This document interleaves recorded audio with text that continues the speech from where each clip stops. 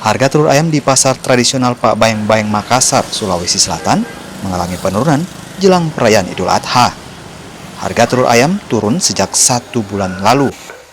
Harga telur ayam di pasar Pak Bayang-Bayang ini pun bervariasi. Untuk harga telur ayam kategori super dijual seharga Rp57.000 per rak, yang sebelumnya Rp60.000 per rak. Telur ayam kategori sedang yang sebelumnya Rp55.000 per rak, kini turun menjadi Rp52.000 per rak. Sementara, harga telur ayam kategori biasa kini hanya dijual Rp48.000 per rak, yang sebelumnya dijual Rp50.000 per rak. Pedagang bilang turunnya harga telur ayam dipengaruhi berbagai faktor. Salah satunya pasokan yang cukup banyak dari daerah penghasil telur, yakni Kabupaten Sidrap, Sulawesi Selatan, yang memang merupakan daerah pemasok telur ayam. Ya sekarang alhamdulillah agak turun sekarang. Ya biasanya 58, sekarang 52. Ada berapa jenis Bu ini?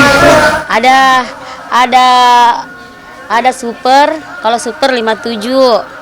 Kalau kan saya punya tempat juga di luar, dalam 2.000 rak satu minggu.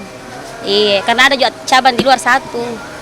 Biasanya alhamdulillah kan yang biasa 100 rak begitu. Iya. Kalau dia naik menurun sekali. Iya, 2 kali lipat menurunnya. Iya.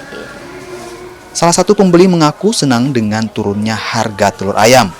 Selain dapat menghemat pengeluaran belanja, mereka juga dapat memenuhi kebutuhan telur untuk rumah tangga. Ya jelas kita ibu rumah tangga pasti senang kalau turun. Kalau naik kita sebel.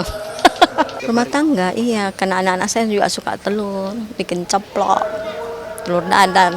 Kalau dalam seminggu berapa kali biasa telur? Ini kan saya satu minggu lah, seminggu ya. Turunnya harga telur ayam ini berdampak naiknya omset pedagang. Setiap hari mereka mampu menjual 100 rak telur per hari dibanding